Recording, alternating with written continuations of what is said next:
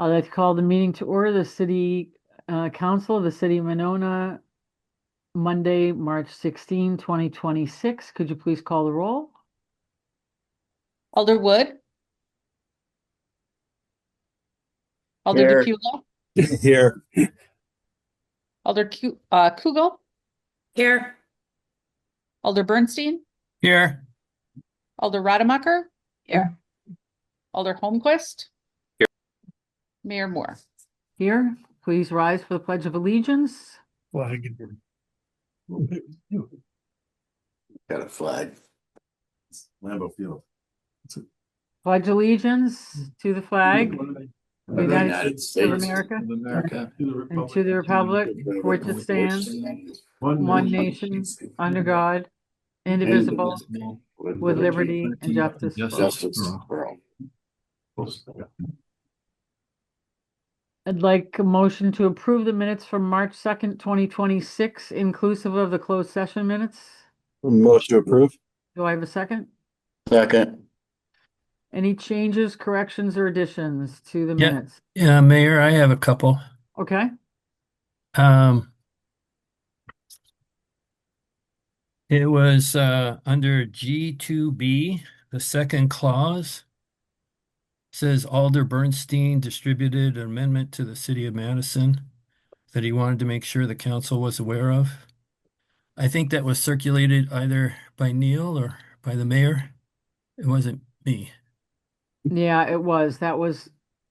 Do you remember, Neil, whether you distributed it or who distributed it? I mean, I It was guess the I had, amendment to Madison's resolution. yeah, I guess I physically, I received a copy while I was at the meeting. It was passed down, but I thought Alder Bernstein brought it in. But whatever's.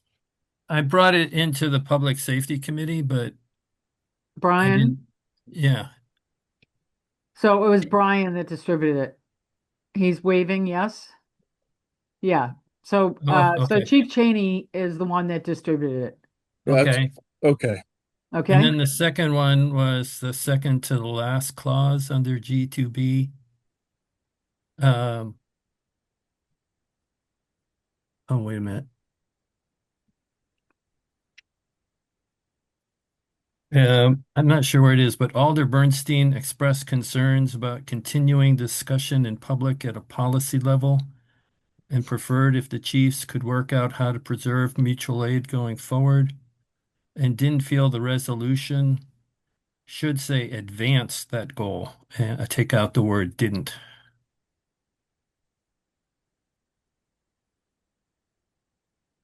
You got that, Leah? Yep. Neil, Okay. okay. Anything Yep. else on the minutes? Not for me. Okay. That being the case, all those in favor of the minutes as amended? Aye. Aye. Opposed? Abstentions? Okay. The minutes carry. We have the pleasure of having Madison Metro Transit here this evening for an appearance, and we welcome you, Mick. Welcome. Long time no see. Is he muted? No, I don't think so. Can we? We can't hear you, Mick. Speak up again. No, can't hear you. Here's my. There we go. Try again.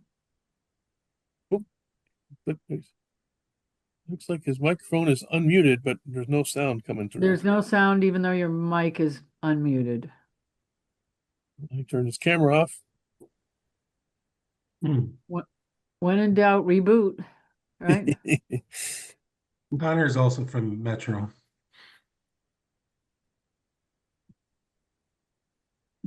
Hey everyone, we'll just give Mick a minute here to see if he Yep. he can get this. Try again, Mick. How about now? Hey, yeah. Hey, All there he right. is. Bingo. Sorry about that. Again, welcome. Thank you. Thanks for your patience. Sure. Yeah, my name is Mick Roosh. I'm the Chief Development Officer at Metro Transit, and I worked with Teresa and Mayor Moore to launch service last year, and behind the scenes was our transit planner, Connor, who is also with me tonight. And Connor, do you want to introduce yourself and then jump into our presentation? Yeah, of course. Hi, everybody. I'm Connor Mountford. I'm a transit planner here at Metro, as Mick mentioned. And we've got a lot of data to share with you guys tonight. So I will go ahead and share my screen if I believe I have access to do that. Is everybody seeing my screen okay? Yep, just We came up. are. Okay. Or is there a way that you could make it larger, like without the, there you go, perfect. Yeah, yeah. Is Perfect. everybody seeing it, Yes. seeing You bet. the presentation mode now? Yes. Yep. Yes, we are. Got it. Okay, great. We'll go ahead and jump right in then. So as Mick mentioned, we launched service to the city of Monona last year. It's in March. It's been a full year since that service has been launched, and as I'm sure you all know, as part of that service expansion, we extended Route 38 through the city of Monona, terminating at the Dutch Mill Park and Ride. We also opened service on Monona Drive to routes G and L, which is something that we had been getting requests about for a number of years here at Metro, and that we're really excited that we could finally get that done. And as part of that service expansion, we added 37 new bus stops, all within the city of Monona. And the Monona service has generated over 75,000 rides in the past year. So we'll dig into a few slides talking about that ridership, starting with looking at the average daily boardings in Monona for weekdays. So you can see that there's been a pretty strong start to Monona ridership in the past year, especially on Route G, where we can see starting out at about 200 average daily boardings to start the year, and then moving up to over 350 average daily boardings in October before kind of leveling out a little bit around the holidays, which is something we normally see. And then we're starting to see just a little bit of an uptick here at the beginning of the year. And so that's something that we're going to keep an eye on to see if that service continues to trend upwards or if we've kind of leveled out here in the winter. I will just note that in terms of ridership, we do see some seasonal fluctuations. And so this is pretty normal to see very high ridership in the fall and then it kind of level off in the winter. And then usually a little bit of an uptick in the spring. And then looking at Route 38, which is brand new service in the city of Monona. We've been fluctuating between about 50 and 60 average daily boardings, which for brand new service at the frequency of Route 38 at 60-minute frequency, that's some pretty good start to ridership on a weekday. And then Route L has a little lower ridership, which is expected for its service design. It's really designed to be more of a coverage route than a route to maximize ridership. And then looking at our Saturday ridership, we can see similar trends. You will notice only routes G and L on our weekend graphs here, as Route 38 is only operates on the weekdays. But like I said, we can see similar trends of a strong start with Route G ridership and peaking in the fall and then kind of leveling out in the winter here. And then a similar trend here on Sunday, really kind of mirroring that weekday ridership. And then this is just looking at ridership in a little bit different way, looking at the average daily boardings by hour. So when people are boarding the bus during the day in Monona. And on Route G, we can see that ridership is peaks in the PM around 3 and 4 p.m., which is really due to heavy usage by La Follette High School students, and we'll kind of see that on a map a little bit later. But these students are generally taking this bus on their way home when they get let out of class, whereas they might take a supplemental school route in the morning to get to school. And then we're also seeing very strong ridership on West Broadway Avenue, as there's a lot of commercial development in that corridor.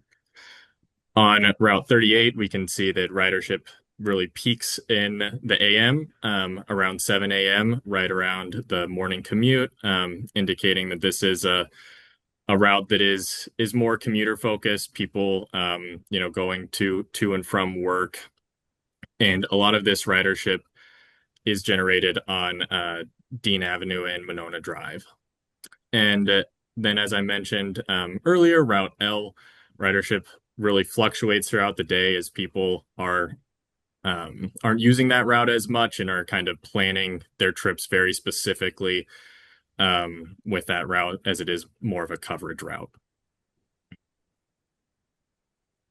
And then we'll look at kind of how these rides are distributed throughout the bus stops in Monona. So the stops, some of the stops with the highest boardings are actually some of our legacy stops on West Broadway Avenue on Route G. And again, those are serving a corridor with lots of commercial development, which is something that we expect to drive ridership. Additionally, you'll notice that the stops at Broadway and Monona, and then Monona at Flom, are generating good ridership, and those are both sets of new stops that we're seeing. In particular, that stop at Monona and Flom, we believe is being used heavily by La Follette High students. And then looking at where people are getting off the bus within the city of Monona, we can see really the same trend with a lot of people going to that West Broadway corridor, traveling there to do their shopping, and then people getting off the bus at Broadway and Monona, and then Monona and Flom. And I will just say with both of these that we'll see these kind of those red dots are nothing to be concerned about. They just have a little fewer average daily ridership, but for brand new service, this is something that that we expect to see and that is normal. And then in terms of paratransit, we have seen a pretty significant growth in paratransit rides since the launch of service. And that is something that Monona residents have really utilized since we've launched this service. And it is, I know Mick will have a little bit more to say about this, but it is a little bit more expensive than our fixed route service. And so I know we have some programs that we have that can help people utilize our fixed route as best as they can. Mick, did you want to say a little bit more about that? Sure. Yeah, we're working to try to steer people towards our fixed route service as much as we can. It's an easier service to ride. Paratransit is something that you have to book at by 4:30 the day before you ride. Fixed route allows you to be more on the go. And so we have people, we can book some people to come meet with groups or meet at a certain area and kind of give people pointers on how to ride the bus, just kind of help people, figure out how to ride fixed route. And paratransit rides cost they're close to $100 a ride. That's what it costs to provide those rides. So if we can get people onto fixed route, that is what we're looking to do. We'd be glad to set that up with people.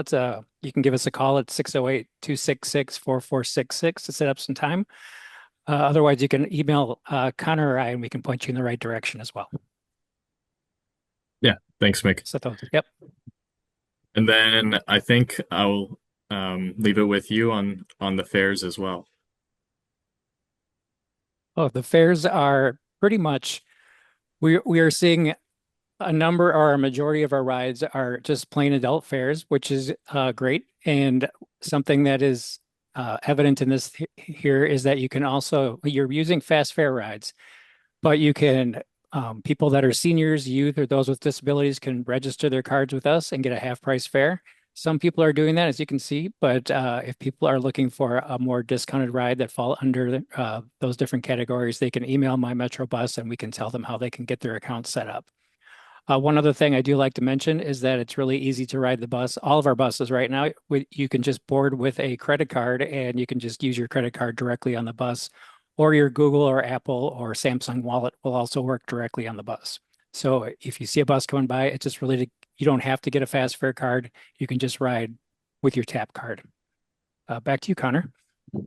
Thanks, Mick. I think that is actually all we've got. But thank you so much for allowing us to come and share some of this data with you. We're really excited to be operating this service in Monona, and it's been a great addition to Metro Transit. So with that, I'll open up to any questions that you might have.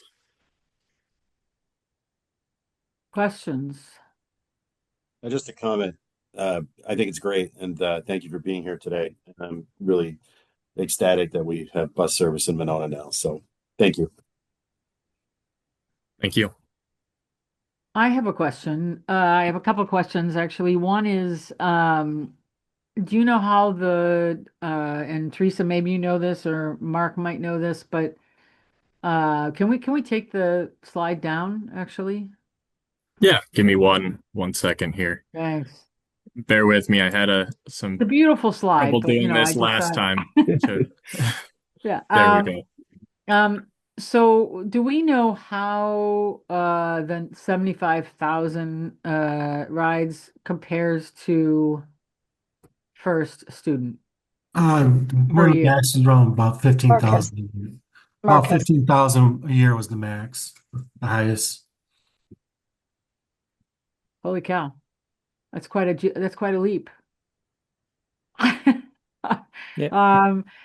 And my second question, and maybe you've had this conversation with Transit Commission, and if you haven't, it doesn't have to be answered now, but I'm wondering, if Metro has some very specific ideas around how we can continue to increase ridership, or for that matter, um, help promote things like reduced fares or to your point, around paratransit, and getting into meetings, because it seems like that's something, I know in the beginning we were really focused the first 2 or 3 months, especially about getting the word out, but it's safe to say we haven't done much in Monona since then, and I'm wondering what else you might recommend.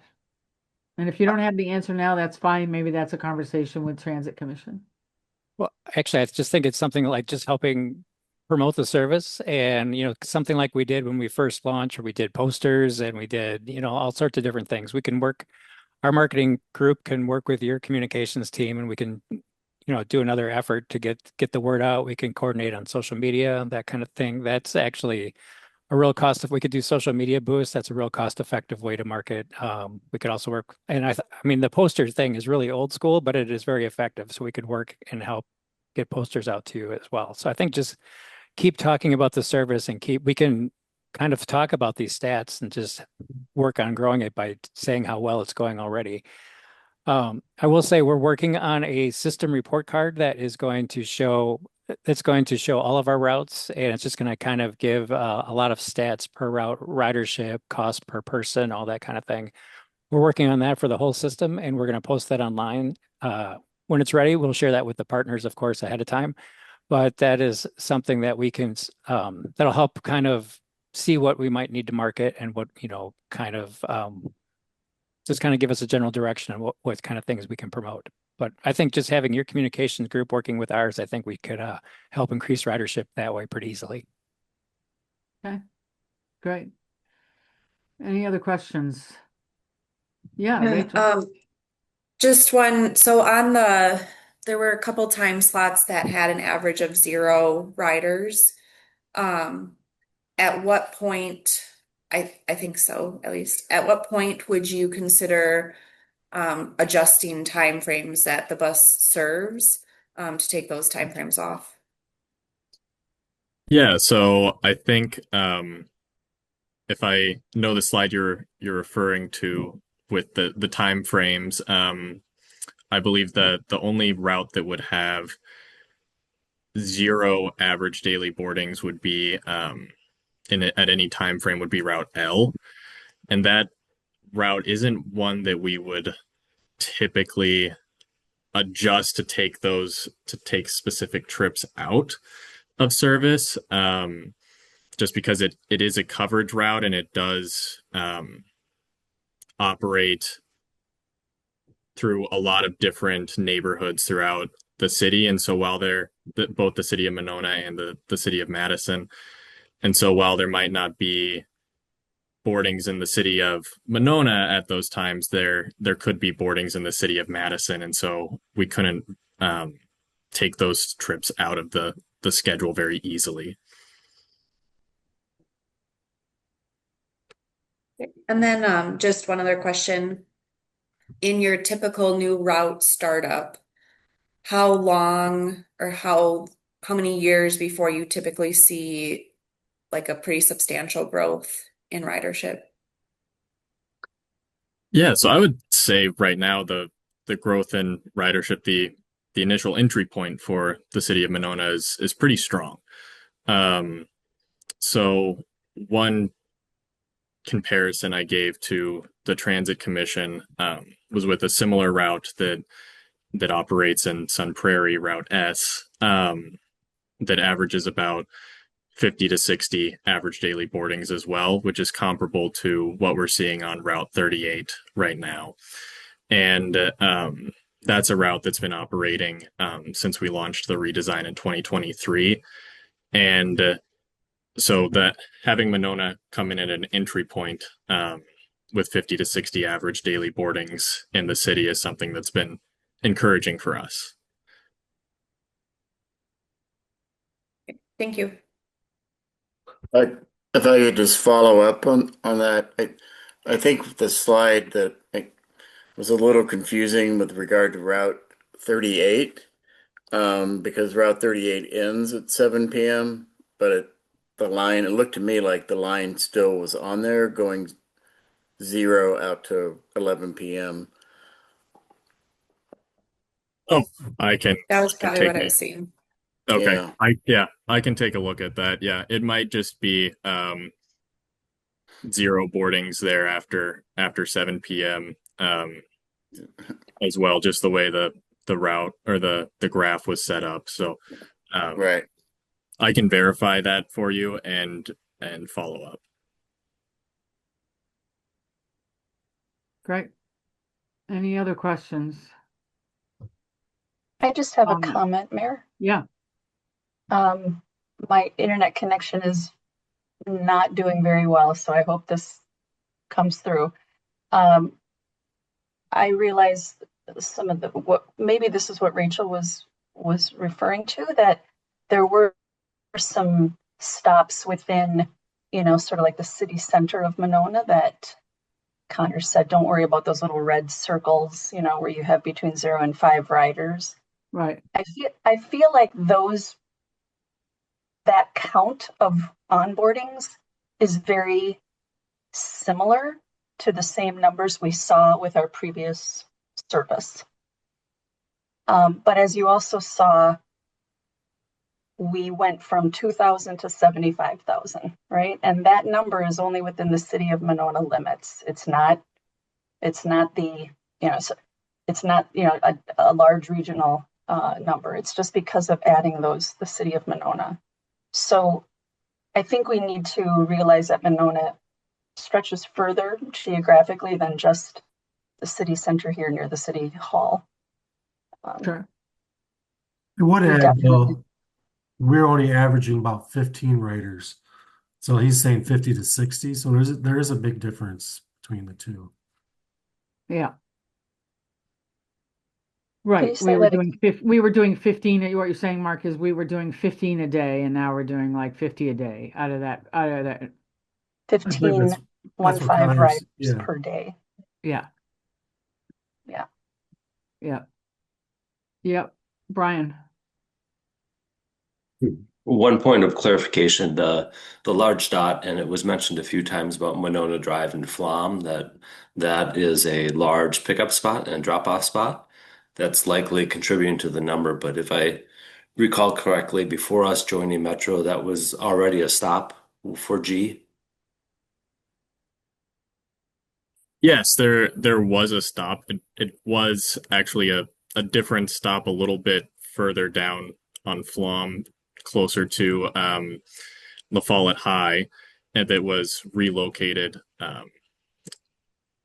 closer to Monona Drive. However, there are a number of stops that are, as I mentioned, legacy stops on Route G that were already operating, particularly on West Broadway there.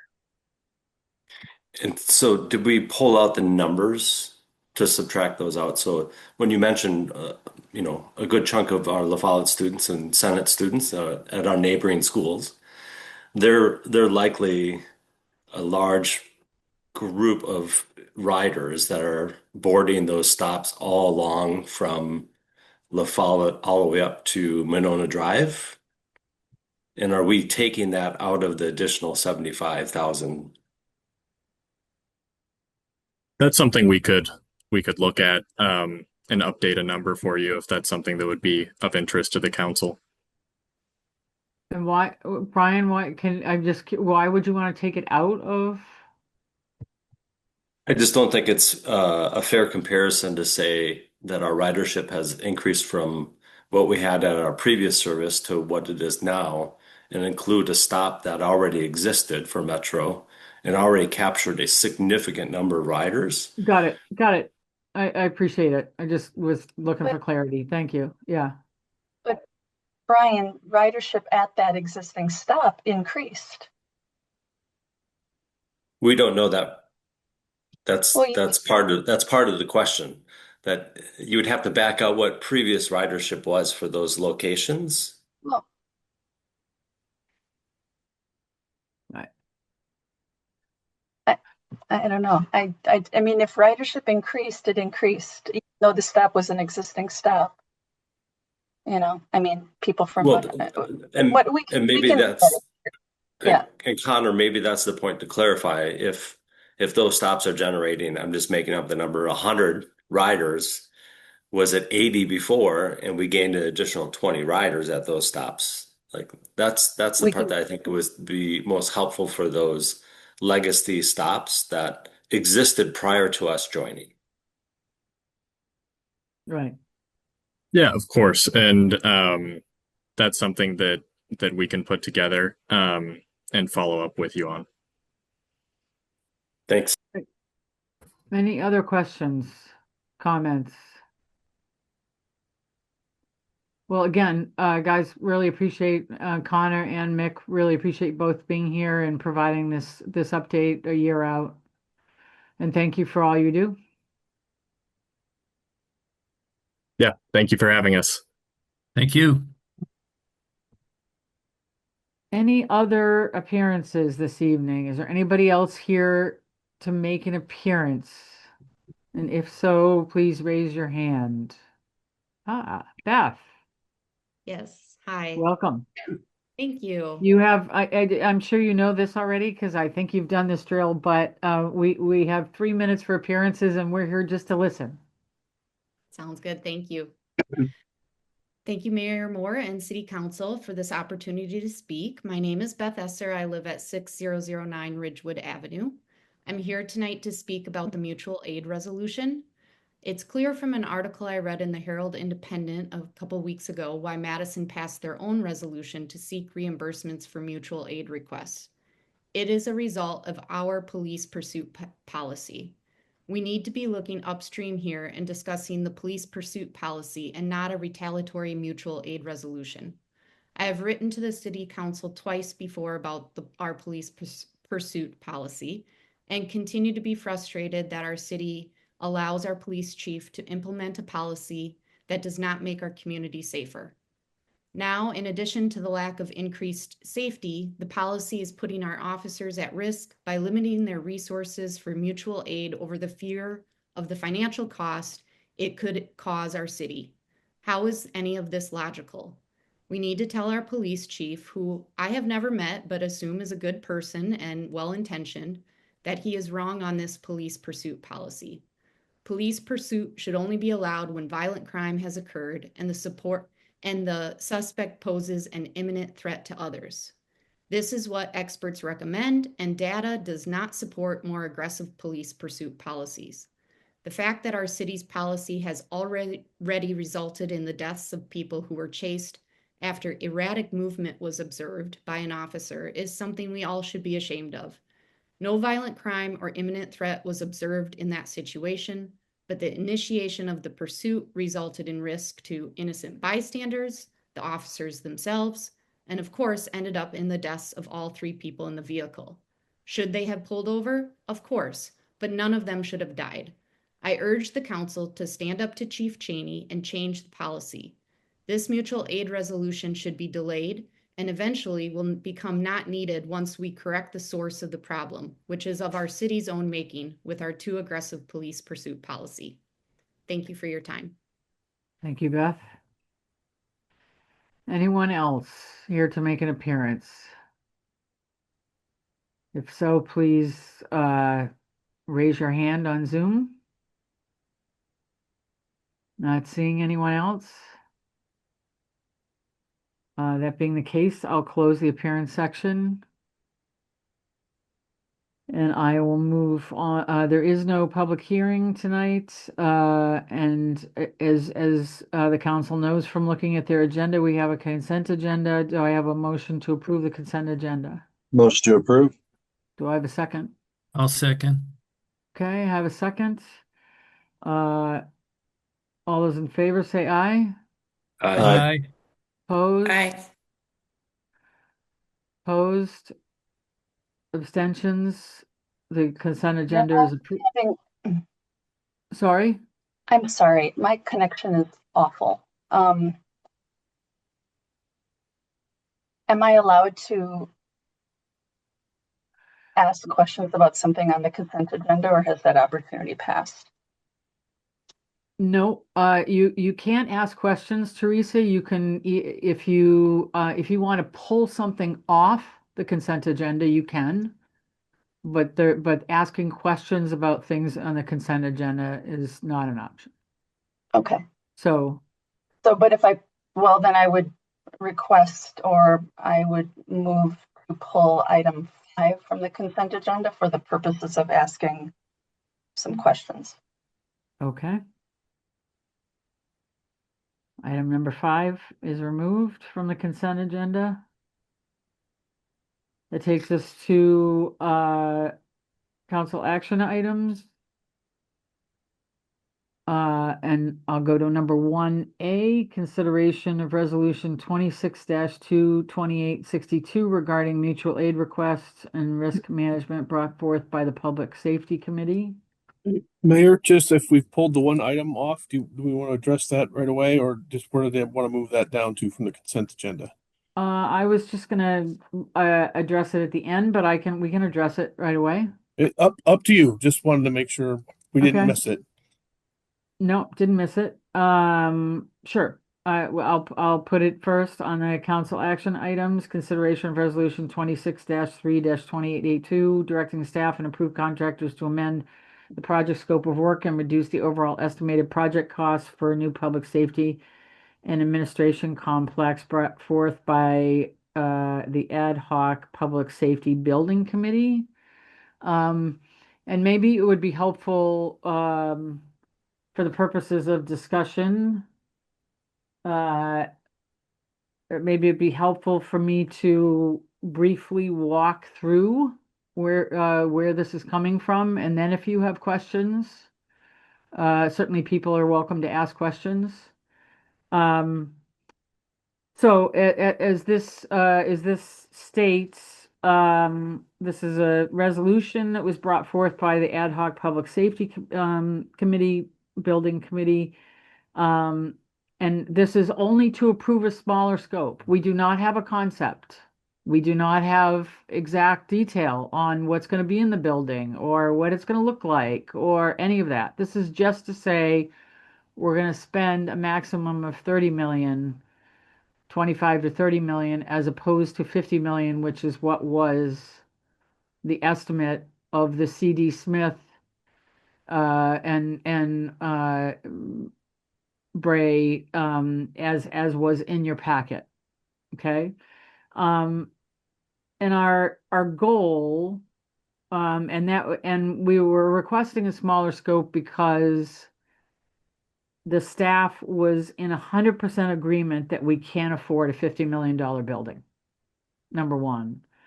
And our goal in the smaller scope is to include police, fire / EMS, and administration in that order, which is to say that if we have to cut back, we would be cutting back on administration first, and everybody agrees on staff that our police department is in the biggest need in terms of adding space.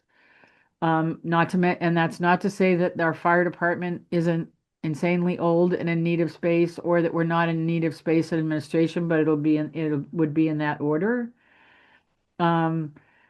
Lead staff was to get to just so you know how we got to the 25 to 30 million. Lead staff was asked by Bray to prioritize into three categories.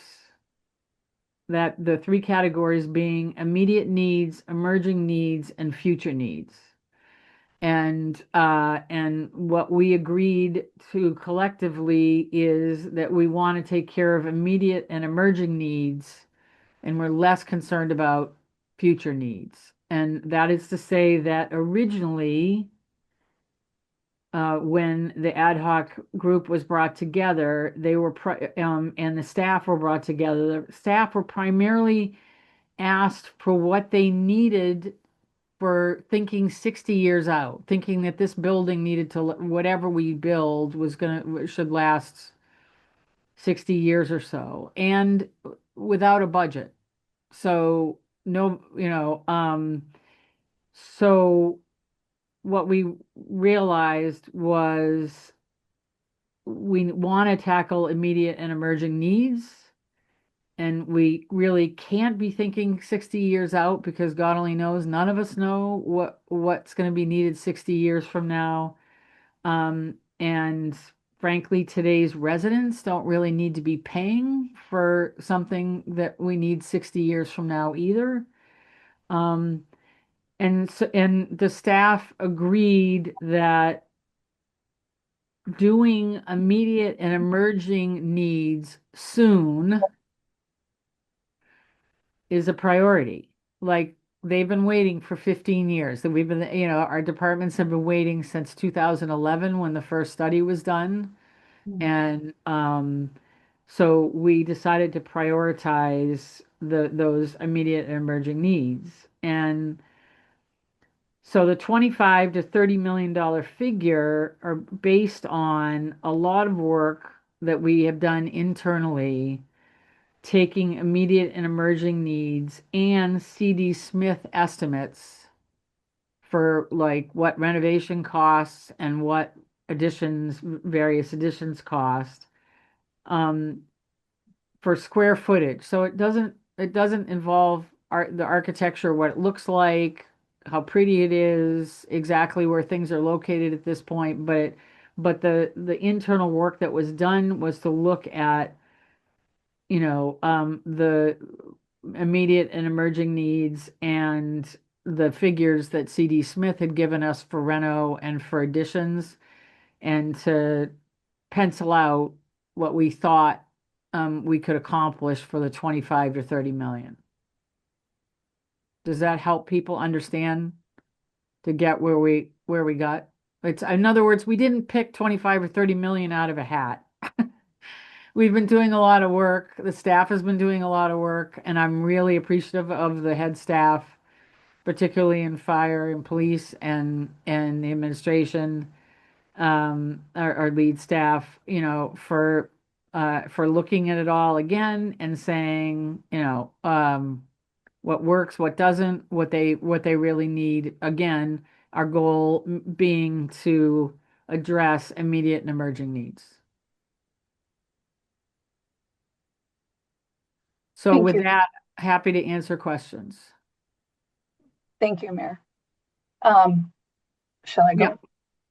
I don't think anyone in the room would make an assumption that you're just throwing that number out there without doing a lot of deep research. I think that's taken for granted there. I understand that we're deciding tonight to reduce the scope, and I also understand that the details of that scope are not yet hatched out. And in the original RFP that the staff put together, I recall being so impressed that right from the beginning, from the very first couple of pages, there was this overarching goal to really, if possible, to at least aim for some sort of a, you know, net zero emission, carbon neutral building. I realize that's a very, very big lofty goal, and it may not be realistic. But my question is, even though the scope of the project is being reduced, are we still moving forward with those same aspirations, understanding that they may not be completely possible? I would say we are still moving forward with the intent of having a extremely efficient and forward-thinking build.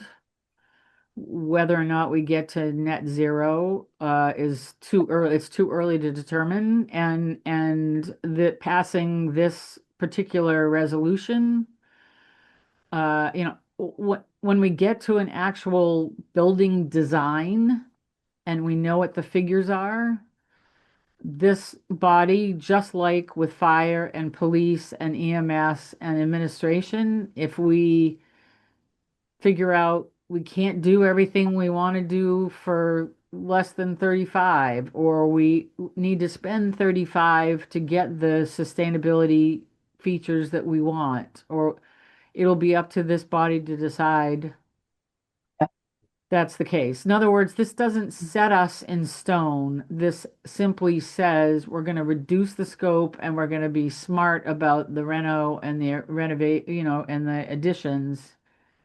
Sure. To hopefully build, and as I've said to staff many times, a building that we can all really, that all of us can be really proud of, and that will stand certainly in our lifetimes, most of our lifetimes. That answers my question. Yeah. Thank you.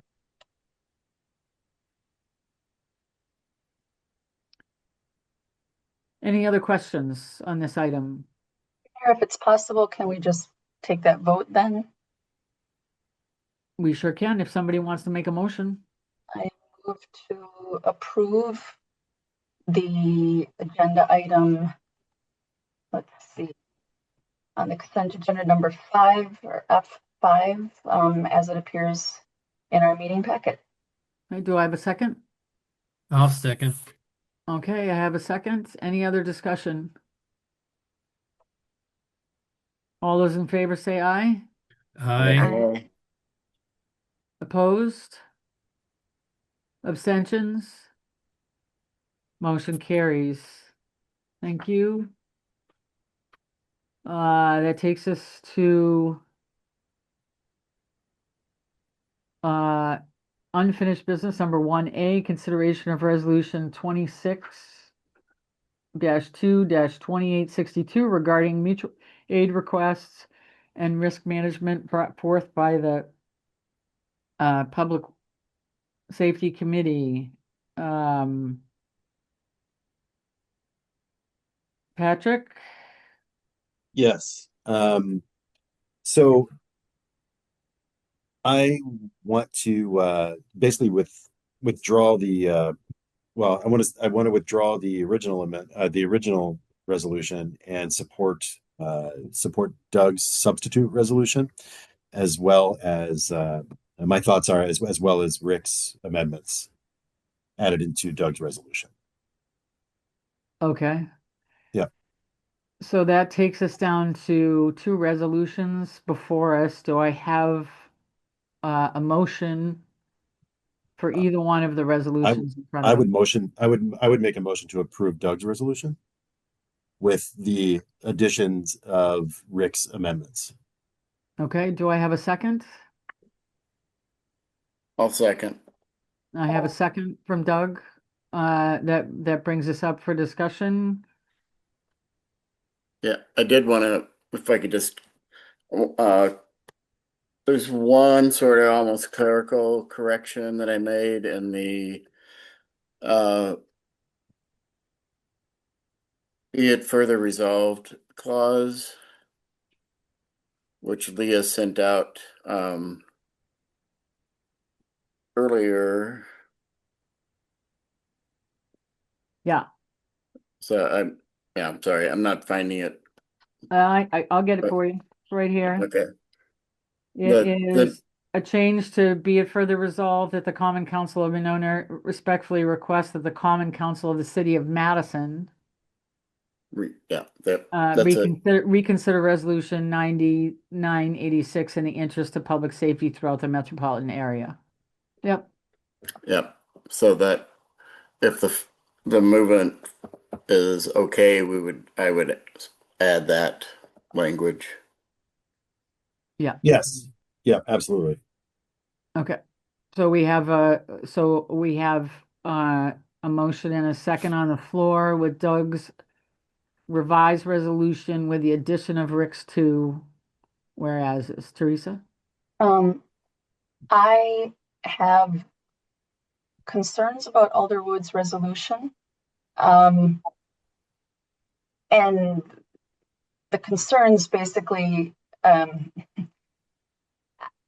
don't support this body engaging in behavior that we did not like when it was aimed at ourselves.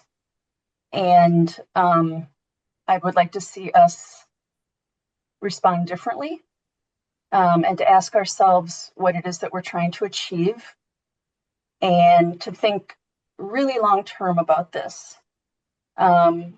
We often hear about the good working relationship our police departments enjoy, these two communities. And right now, I think there's a danger in a little bit of a deterioration in that relationship. Certainly, there's a breakdown between the two common councils. The purpose of a resolution is not to send a letter to another community. This isn't, the olden days where you would write a letter and give it to your fastest horseman and have them deliver it to the neighboring community. It feels like that's what we're doing. It feels like the Madison resolution, because it called us out by name, it clearly, the purpose of that resolution went far beyond what we all want to achieve. We all share the same interests of protecting and supporting our law enforcement officers, protecting our finances and being fiscally responsible, and protecting ourselves from unnecessary legal and financial risks. We could accomplish that without any resolution at all. We could just ignore what the city of Madison has done. Maybe that's not exactly what we want to do. We also want to put forward a statement of support and let our police know that we have their back and that the policies that we've created are still the policies that we support. I think we also need to consider what the action of the city of Madison, what the far-reaching ripples of that resolution have throughout the entire state of Wisconsin. And to think about all the other municipalities out there who are independent the way we are independent, who create their own policies, their own laws, who know their citizens better than we know their citizens. We would never think to tell another municipality what they should do. And to think about, I just urge this body to consider the goal. What are we trying to accomplish? Are we basically trying to give, to tell someone to go, take a hike? Or are we actually trying to model a behavior that is more beneficial and healthier, and that will do more for us in the long run? And so for that reason, I submitted an alternate resolution. I know that we're not there yet. We're still talking about the resolution put forth by Alder Wood. I just wanted to say that I do have some concerns about this, because it went even further than the original resolution from the city of Madison. Mm-hmm. Yeah, Doug. Just a couple things. My resolution, there's really two main parts to the resolved clause, which one is directing our chief to not request mutual aid from Madison and when there's an active police pursuit involved. So that's obviously not asking, well, yeah, we're not asking Madison to do anything there. That's an internal matter. The other part is asking the city Madison Common Council to reconsider their resolution, which I know is probably, a forlorn hope. And if that's really a bugaboo for people, I don't think that's really the critical part of it.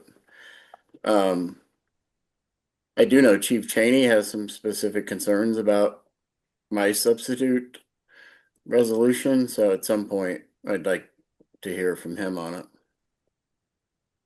Okay. Thank you, Doug.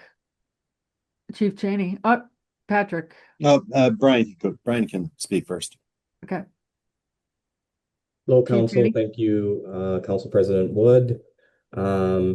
Yeah, so the concern that I'm raising is that the paragraph related to the restrictions on, using very direct language that we shall not call upon the Madison Police Department for active police pursuits. I can think of scenarios in which we will need to potentially rely on our partners in an active pursuit. And an example that I can think of was a McFarland example in which they had an active shooter situation during a pursuit. And that sort of thing rises to the level of extreme need for immediate and urgent response from anyone who's available. And so if your officers find themselves in that situation deep within the city of Madison on 51, and the nearest responding officers are city of Madison, I want to be able to have your officers ask for help. Now, will Madison likely self-assign? I think you've all heard that from Police Chief Patterson. Yes, but I don't want to necessarily depend on that. I want the officers to be able and willing to make that specific request for Madison if that's warranted. And so that's my only reservation with that. It's in my opinion, limiting your police department to ask for help in all situations in which there's an active pursuit. And I can think of, and that's just one example I can think of in which your police department may need to rely on Madison for immediate assistance in an active pursuit. So just as a follow-up, Chief, if go back to your first statement when you said what you're struggling with is the shall not. If it read something like the police department may choose not to request assistance, so that puts it onus on our department, depending on the circumstances? I mean, I think we can potentially wordsmith this so that it reaches what I'm requesting, and then that's just, you're asking staff, so I'm telling you sort of Yeah. what my request is. Shall not, or may gives you an option, shall does not, right? Right. I think that previous versions of the resolution that were introduced, Alder DePula's and Mayor Moore's version did indicate sort of a, shall not generally, Right. right?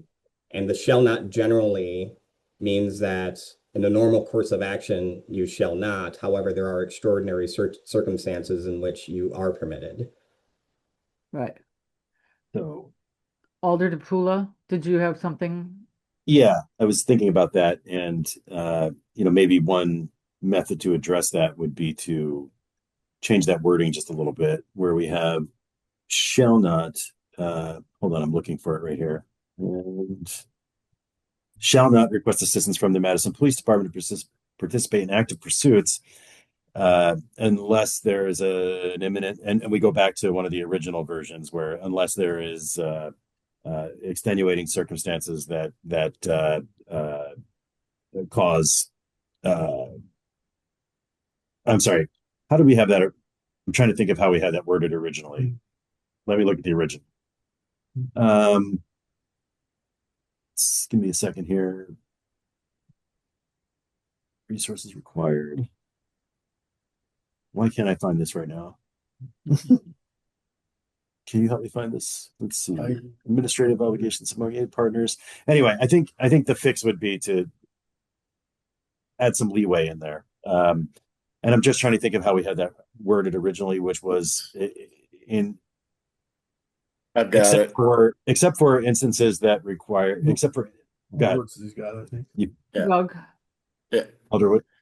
Yep. It said members of the Monona Police Department shall not routinely request assistance from Madison Police Department except in circumstances involving an imminent threat to life or a great bodily harm, or where no other reasonably available mutual aid option exists. Would you consider adding that, Doug, to your resolution? I'd rather I have a different idea on the language. Okay. My concern with that specific language is it's a case of the exception swallowing the rule, because I think most, if not all, police pursuits are going to involve imminent threat to life or great bodily harm. So my thought was in that clause, just to change it to read, members of the Monona Police Department will not routinely request assistance from the Madison Police Department to participate in active police pursuits. Okay. May not routinely? Will not routinely request. Will not routinely. So that leaves the when they need it. Yep. And I'd be okay with that. So is that a formal amendment on your part, Doug, to what we're discussing right now? Are you suggesting an amendment to your amendment? I will do that. I would accept that. Okay, and Patrick's accepting it, so we have another amendment there. Okay, Teresa? A question of whoever raised my hand, thank you. Question of procedure. Yeah.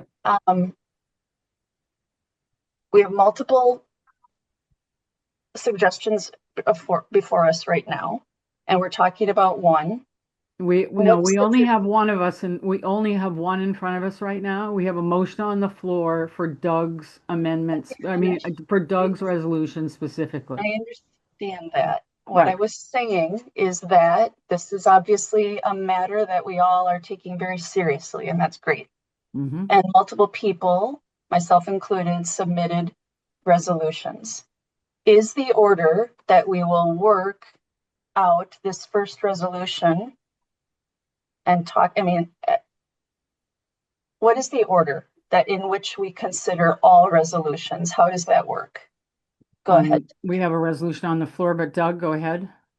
Well, I think in this case, if we approve the resolution that's on the floor, then it really makes moot Alder Rademacher's Exactly. proposal.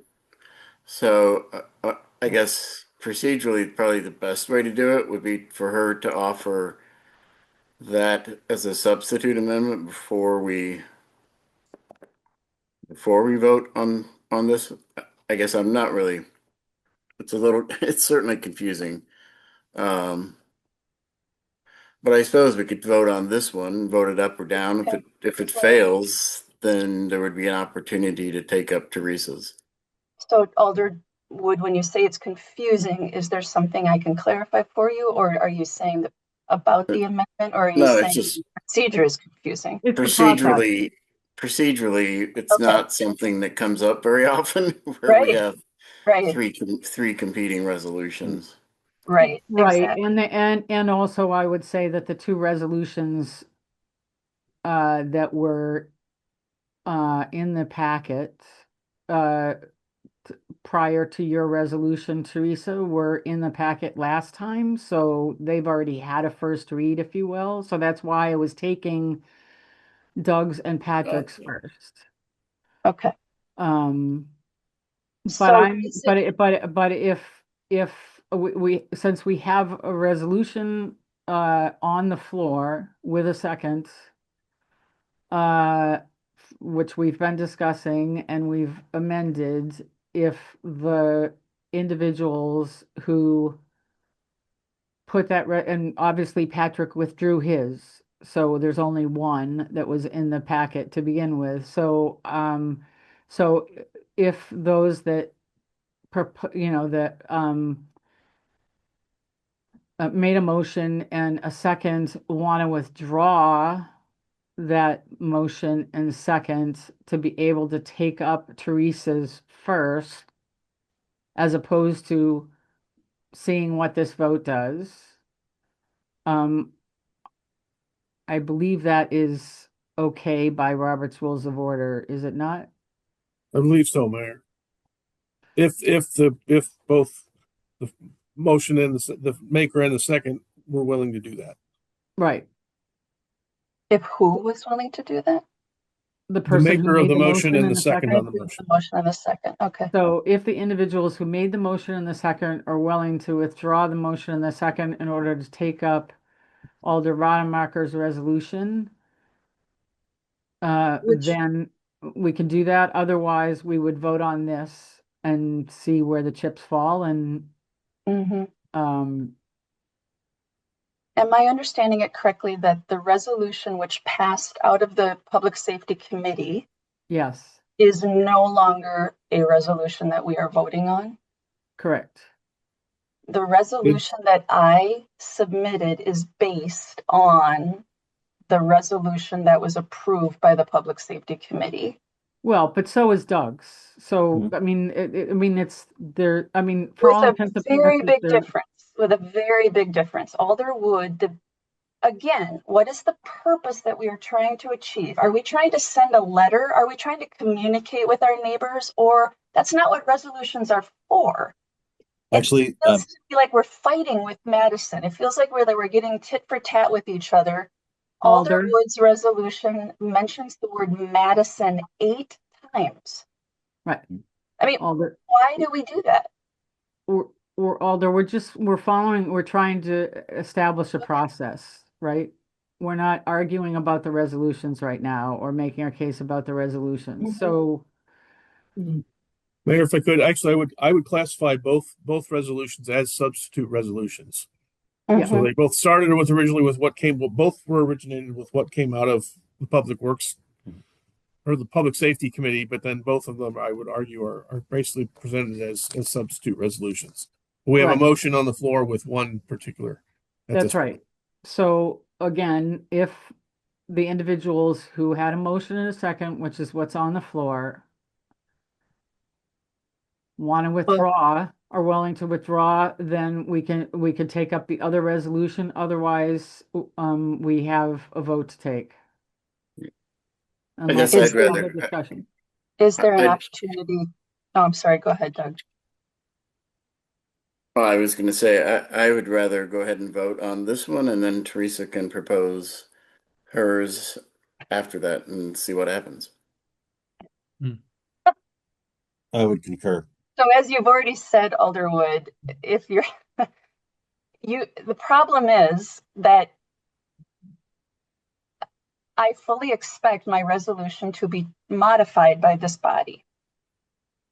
And so what's going on now is you're voting on a resolution after you've had the chance to craft it and modify it. And then you're comparing it to a raw resolution that has not had the opportunity to be discussed and modified. And that is not an apples to apples approach. Alder Holmquist. It's process, Teresa. It has nothing to do with, in my view, as mayor, it has nothing to do with modifications or not modifications, or what it has to do with process. We can't take two resolutions at once. And so, and we have a resolution on the floor. So Brian, Alder Holmquist. Yeah, I just want to chime in here and say that I support our current policy in place regarding pursuit policy. I support our current mutual aid policy. I support our department, our chief, and our law enforcement officers. And I don't support either of these resolutions because I don't want to limit or restrict any of our officers from getting any assistance that they need at any time from any other officers around. So I don't feel either resolution's needed whatsoever. Okay. Thank you, Brian. Rick? Yeah. I just want to support Teresa. I'm hoping that the resolution on the floor is defeated. I think she did an absolutely wonderful job in the tone she took. And I think in the long run, that will serve both us and the general public much better than something that I think could be misinterpreted and cause some hard feelings. And make it harder for us to actually come to a mutual understanding about mutual aid and risk management. So I just hope that we can get to the point where we're voting on Teresa's substitute amendment. And for that reason, I'll be voting against the one offered by Doug and Patrick. Okay, thank you. So I believe I have, Doug, were you the one that made the original? Patrick, you made the motion, correct? I made the motion. Pat, yeah, and I Patrick seconded. made the motion. So again, it goes back to Patrick and Doug in terms of whether or not and I heard from Doug that he wants to go ahead and vote. He does not want to withdraw his second. And so Patrick. I do not want to withdraw my motion. Okay. That being the case, any other discussion on this motion? On this resolution? Yeah, Teresa? What do the writers of this resolution hope to achieve? Primarily, I'm hoping that we will reduce our risk exposure from having the city Madison police involved in active police pursuits. Mm-hmm. Is that the only thing that you are hoping to achieve?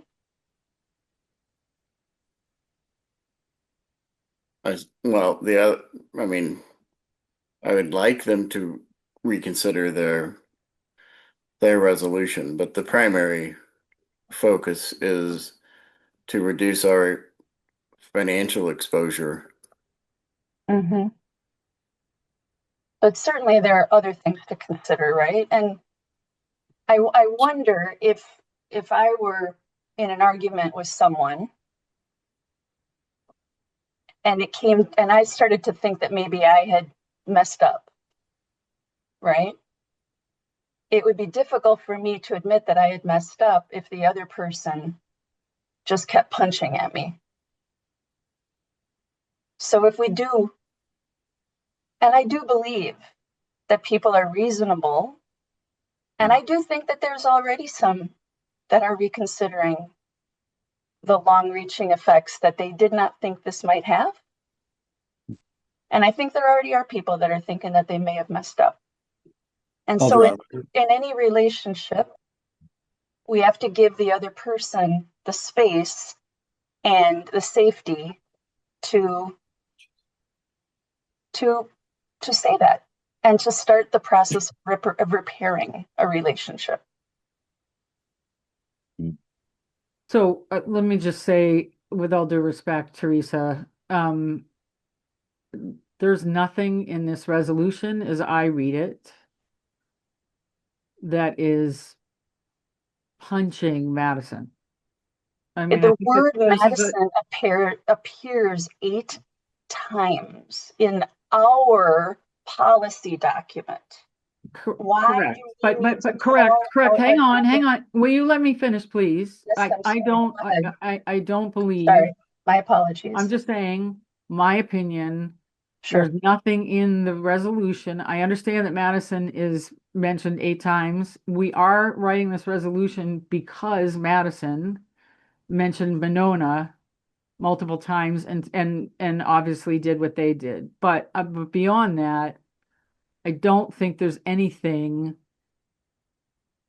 punching or nasty about Madison, and I'll leave it at that. I'm not asking you to get into a thing with me about it. I'm just saying I would ask you to consider that this is not punching Madison. Patrick, you have your hand up. Yeah, I just did want to say, like, when we spoke about sending letters, etc., I did send a letter to a very respectful letter to the entire the entire Madison Common Council, of which I received 0 response, not a single written response at all. I did speak before the council and got pretty much 0 response. I spoke individually with 3 alders from Madison. All 3 were unwilling to, look at this again.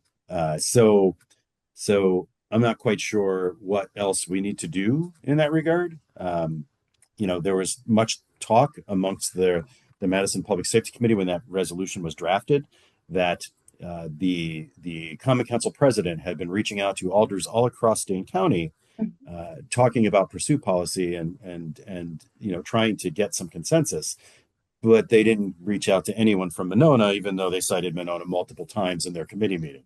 So I don't know how much clearer it could possibly be that the intent, and we all know that the intent was to influence the policy of another municipality, of a separate municipality. And it's been very clear that there have been disparaging comments made about Monona, in the sense that going so far as to even accuse Monona of killing people, which I think is beyond the pale. And I think that this resolution addresses those things, and it also sends a message that you can't bully your partners. You can't bully your partners without a response. And I think we have to make sure that it's known that we do not have an aggressive pursuit policy. We have a well-reasoned pursuit policy that takes into consideration multiple tenets that our officers must think about and adhere to when making choices to pursue, and that we adopt or we have an ideology in our department that training our officers to make reasonable decisions is more effective than blanket no pursuit policies. And I think that this resolution addresses those things, and I think that it's a wise decision. Thank you. Thank you. Okay. Any other discussion? Teresa? I'm happy to take the answer from either writer. I know that Alder Wood already said that one of the things he hopes to achieve is to protect the city of Monona from unnecessary expense. And you thought maybe, another thing that you might hope to get out of this would be that leaders in Madison might reconsider. Is there any other thing that you would hope to, I mean, is there a hope for relationship building? Is there a hope for, the resolution speaks for itself. Yeah. Right. And I mean, I can read, it's and I still have questions. it's intended to be, well, but and it speaks for itself as far as I'm concerned. I mean, it's intended mainly to be a defensive measure, not requiring Madison to do anything. yes, So I agree. And when we get around to voting, I would request a roll call just because with the Zoom, it's You betcha. pretty confusing. And as far as relationship building, I've been meeting with Madison Alders every week for the last 8 weeks. Every week, every Saturday. Okay. Any other discussion, Teresa? Well, then maybe I'll just take this approach. Before we go to vote, I just want to commend Alder Holmquist for stating on the record his support of our Monona Police Department. In my personal experience, I have never met anyone who works in the public safety field of any municipality who has said anything disparaging about our chief of police. It is always the opposite. Brian Cheney has a huge fan base in the greater Madison area, and we are among his fans. And he does a spectacular job, and so do our officers. I support the policies today that I supported in the past. I also want to recognize that we share a border with the capital city of Wisconsin, obviously. And I think with humility, all of us would admit that Monona would not be as great of a destination if it were not right next to Madison. Madison is a fantastic city, often voted one of the best places to live in the Midwest. We all know that. And there are many other independently operating municipalities in the state of Wisconsin who are looking right now at how we behave and how we handle this. And I hope that we can focus on the things we share with other municipalities and remind other municipalities of our shared values and the shared outcomes we hope to achieve, rather than, following, how does it go? You're following bad after bad. There was something wrong that happened and now we're just adding to it. Anyway, yeah, I guess I'll just say that. Leah, could you please call the roll? Alder DePula. Aye. Alder Kugel. Aye. Alder Bernstein. Nay. Alder Rademacher. Nay. Alder Holmquist. Nay. Alder Wood. Aye. Well, looky there. I believe that means I need to break the tie, and I vote aye. Okay. Motion carries. Thank you. I know this is a tough one. And I appreciate everybody's consideration. That takes us to unfinished business number B and C. And I'm gonna, as these two are very much related to one another, which is to say, voting one way on one resolution and one way on the other doesn't make sense. It's all part of the same. I would, in order to take these two in one vote, I would request a suspending of the rules to take this out. Do I have a motion to suspend the rules and take this out of order? It's already had a first read, so I'm not sure we need to suspend any rules. Right. Oh, so It's we're just taking unfinished. it out of order. No, we're just voting on it. Oh, I I thought think you there could was, ask for a motion to approve Yes. both items as okay, one and That's what we also sorry, need. thank move, you. Yep. Thank you. also move that we approve Both both items. items. Okay, thanks, Brian. I appreciate it. Okay, moving to approve both items. Do I have a second? Second. Second. Any other discussion on these two items? Okay, since they are significant dollar amounts, this is a roll call. Alder Kugel, Aye. Alder Bernstein, Aye.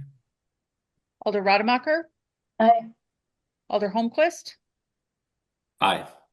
Alder Wood, Aye. Alder DePula. Aye. Motion carries. Takes us to number 1D, consideration of resolution 26-3-2877, amending the 2026 capital budget for East Broadway rectangular rapid flash beacon installation brought forth by the Public Works Director.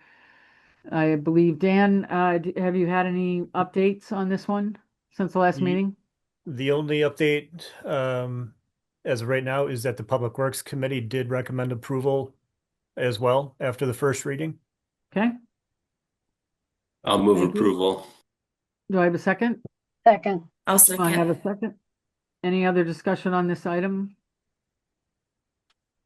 Don't have the dollar amount in front of me. What's the dollar amount on this one? The amendment is an additional $2,715. Okay, all those in favor say aye. Aye. Aye. Aye. Opposed, abstentions, motion carries. Thank you. Thank you. Then I'm gonna also suggest that we take our E, F, and G together. Again, these are all connected, all related to the HVAC at the library. Do I have a motion to take all three of these together? A motion to take all three together. Second. Do I have a sec- Is that a second, Teresa? Yes. Thank you. Any other discussion on this one? Any updates on this one, Brad or Ryan? There's no updates on this. Okay. Again, this is a significant amount, so please, if you could please call the roll. Alder Bernstein, Aye. Alder Rademacher, Aye.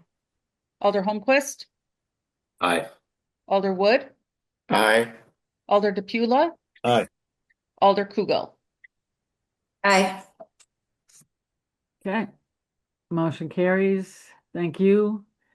Takes us to number 2A, new business, consideration of resolution 26-3-2885, authorizing the issuance of sale of $3.15 million general obligation promissory notes series 2026A brought forth by the finance director, and this is starred for immediate action. May I have a motion to suspend the rules and take this out of order?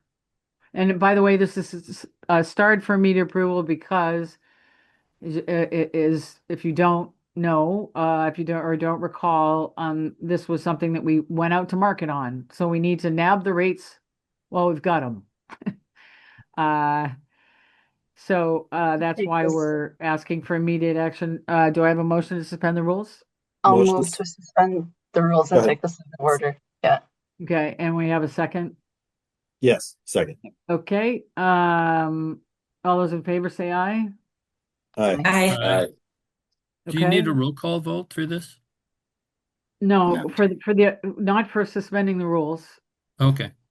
So that again, this is new business. So with that, I'll turn it over to Mark and Jeff. Yes, thank you. So this is our 2026 capital borrowing. This is just related to most of the general fund related items. We already borrowed for water and sewer in late 2025. 2 meetings ago, there was a resolution to authorize Jeff Belangi from our financial advisor to go out to the market with his bond.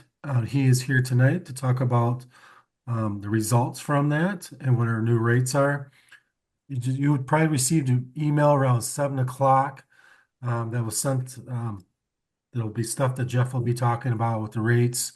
If he'll be referring to that referring to that email if you have that. Jeff, if you're still online here. Well, thank you. Does everyone hear me all right? Yes. Yep. Yep. Yeah, we scurried to get that resent, Leah, and to Mark, so that you could at least have this document to take a peek at. It's very typical of what I use on every one of our sales. It's a condensation of the actual high points. First of all, I'll back up and congratulate you once again on an incredible rating, Standard & Poor's AA plus. You all should take a chance to look at that rating report. I'm sure it's online with the city. A lot of nice stuff in there. You guys have really obviously continued to strengthen your credit, and you're all to be commended for that. We went out with an issue of, as Mark said, of $3,150,000 promissory notes. With that, we sold them producing enough to pay all the issuance costs and to provide the city with a net premium of a little over $220,000, which will go toward offsetting the first interest payment on this particular issue. We have yields starting in 2028 at a 2.57%. It goes to a 264, a 271, a 280, 2.9 and 32, still under 3%, and 33 at a 299. Well, we're still under 3. And a 309 and a 320 in year 235. When you condense all of that, put it all together and add the issuance costs, you come up with a true interest rate at the time of closing at 3.61%. Now, the real cost of your money will be less than that because you're going to make some earnings on this construction fund. And my guess is you normally get at least 20 to 25 basis points in earnings over and above that. So the real cost of your money should end up somewhere closer to that 245 range than the actual 261 at the date of closing. Happy to answer any question you have. The nice part is we went back to some buyers who always look forward to Monona's issues, and they were eager to put more of your these bonds, into their portfolio. So again, that's testament to the fine credit that you guys have developed there over the years. I'm happy to answer any questions you might have. Any questions? for Yeah, Jeff? Jeff. Yeah, Rick. Okay. Jeff, you say we go to the similar buyers. Can you tell us who those buyers are? Oh, I thought I knew, Rick, as soon as I said that you were going to ask, and I didn't write them down. I was talking with the underwriters today. They gave me a list. Blackstone, I remember, was one of them. But there was other big firms that also bought. There were no individuals listed, Rick, but I can get those for you, and I will forward them to Mark. I will get them to you tomorrow. I apologize. No, that's great. Thank you. That's just fun to watch. That's great. Any other questions for Jeff? Okay, that being the case, I'll take a motion. I move approval. Second. And I have a second, and this requires a roll call. Alder Rademacher, Aye. Alder Holmquist, Aye. Alder Wood, Aye. Alder DePula, Aye.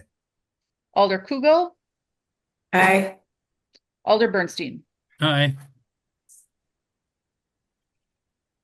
Thank you Motion very much. carries. Really appreciate your time. Thank you, everyone. Thanks, Jeff. Thank you. Appreciate your help. You As know, always. always a pleasure, Mayor. Also glad you didn't have to drive from Milwaukee tonight. That would have been You were very kind. Heading up to Kaukauna tomorrow, though, and they're still plowing out. I talked to the mayor tonight. I wanted to make sure we were going to have the meeting because, of course, we're going to have interest rates for them. And he said, no, they gave the crews off a little bit of time today, and they're back out at 2 a.m. He said, we'll have it cleaned up for you to get to the city hall. Yeah. So. All And right. they had 20, Green Bay had 28. My sister lives in Howard. She had 28 inches of snow. Yikes. Well, that's up there. All right. Yeah. Well, thank you, sir. Thank you so much. Have a good evening. It takes us to H, reports of committees, commissions, boards, mayor, city administrator, city attorney, department managers, sustainability efforts, and diversity, equity, and inclusion, DEI efforts. I'm gonna do a round robin here and go to Rachel's, and my computer is up first, so, I don't have any report. okay, thank you. Rick, No report. Doug, No report. Just thank you to the snowplow drivers. amen. Yeah. Teresa?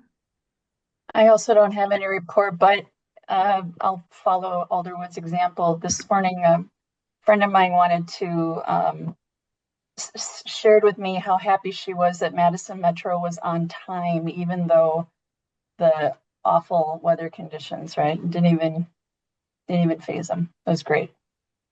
Okay. Thank you. Alder DePula. Just Parks met this past week and or last week, and we basically just handled the facility use agreements for various organizations regarding park usage.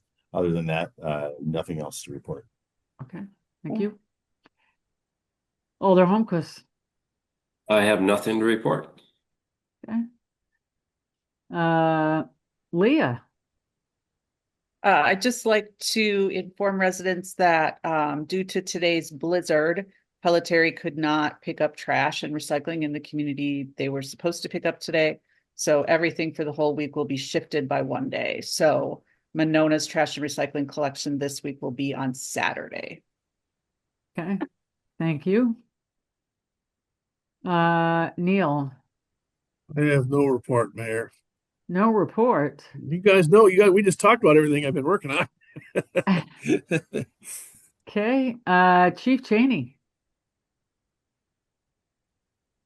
Heartfelt thank you to each one of you for your ongoing support for your police officers, your dispatchers, your public safety personnel, your DPW workers, your Parks and Rec crew. You name it, we all feel it and we all appreciate it, and we're all proud to work here. I'm going to send each of you an incident release. I'll be sharing it with the media as well to report an arrest of a burglary suspect at one of our commercial businesses, and it's a prolific burglar that's likely involved in other cases, but I'm going to talk about our case and that arrest. So continued good work by your crew, and we utilize the tools that you give us to do the job every day. So there's a nod to one of those tools in that press release as well. So thank you all. You have a good night. Thank you. I don't believe we have any other staff on, do we? Not seeing any other staff. I just have a few things. One is I too want to give a kudos to our public works crew and our police department because they've been out there with the weather. And I know I sent an email at like 7:30 this morning to our public works crew to thank them. It was a crazy storm, and as usual, they knocked it out of the park. So much appreciate that. A friendly reminder that Leah sent out emails to you all regarding reappointments, and I really appreciate everybody taking a look at those individuals whose terms are up that serve on our as citizens on our committees and getting back to us. So if we need to get some new people, so talk to the staff members involved and get that info back to us. And again, appreciate it as always with that follow up. We want to thank Metro for being here tonight and the Transit Commission for organizing it, getting it together. And Teresa, thank you for that. And also, Lee, I just want to confirm and make sure people have it on their calendar. The third Tuesday of April is automatically by state statute is the organizational meeting.